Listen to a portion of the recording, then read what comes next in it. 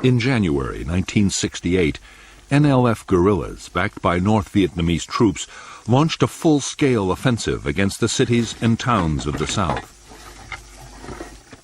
For 2 years, they had been cautious, avoiding big battles. But at Tet, the Vietnamese New Year, they staked everything on one all-out bid for victory.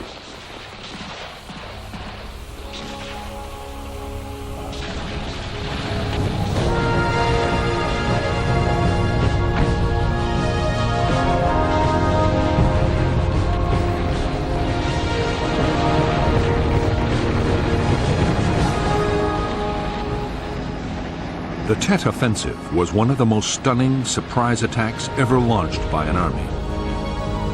More than 80,000 guerrillas and North Vietnamese troops were thrown against the forces of the South Vietnamese government and their American allies. The battles were on a scale which no one had imagined the Vietcong could achieve. The fighting even spilled into the American embassy in Saigon.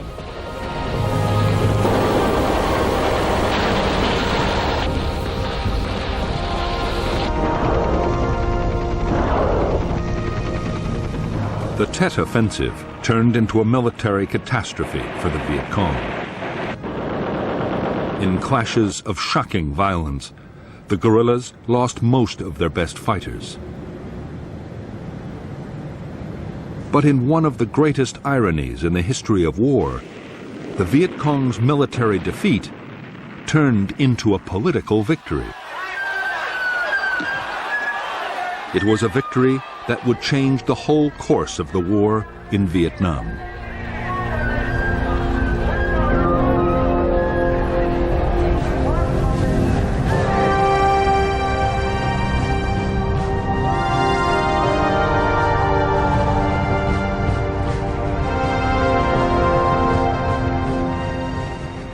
American forces in South Vietnam had spent 1966 massively building up their numbers.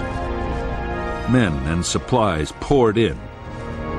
Bases, airfields, and port facilities were expanded at a frantic pace.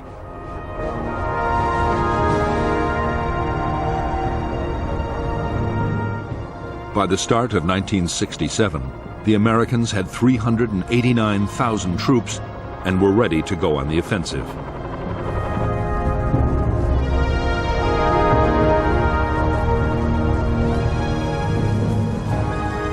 The American aim was to defeat the NVA and NLF force by now numbering nearly 128,000. For 7 years, the NLF had been fighting to overthrow the government of South Vietnam and reunite the South with the North. The North was backing them with supplies and men, and had sent units of the North Vietnamese Army to fight inside the South.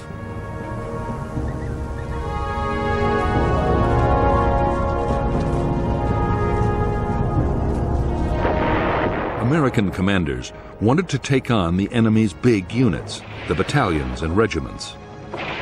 If U.S. forces could destroy them faster than they could be replaced, the war would soon be over.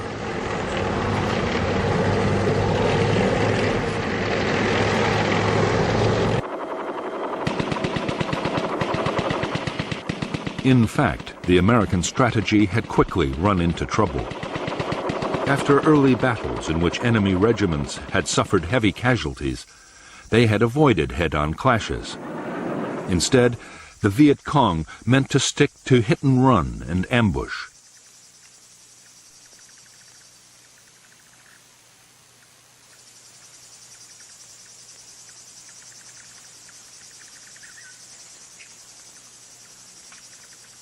The Vietcong's tactics caused American casualties to rise sharply.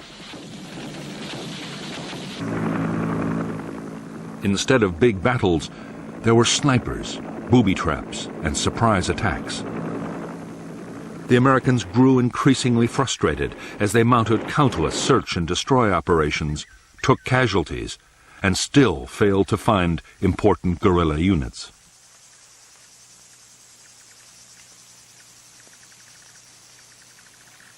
The commander of American forces in Vietnam, General William C. Westmoreland, was determined to make the Vietcong fight big battles. Only then could superior American firepower be used to the full.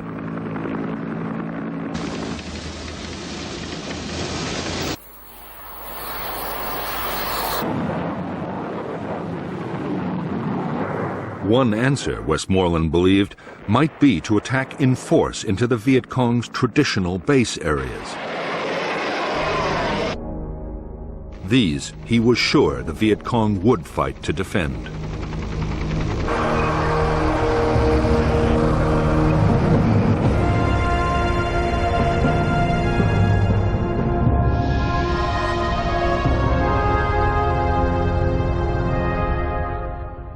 By 1967, there were strong American Marine forces based in the heavily populated coastal areas of northern South Vietnam.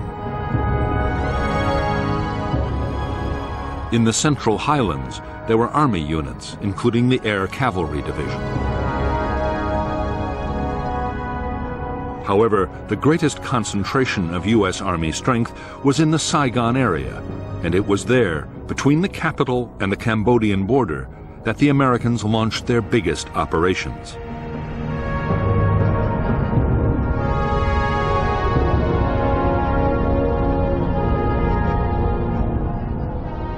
The Viet Cong base areas targeted by the Americans were the Iron Triangle, only 20 miles from the capital Saigon, and War Zone C, near the Cambodian border.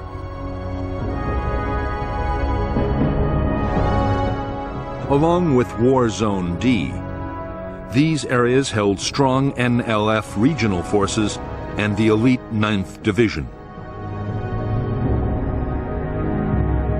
Supplied down the Ho Chi Minh Trail from North Vietnam, the bases were springboards for attacks in and around Saigon.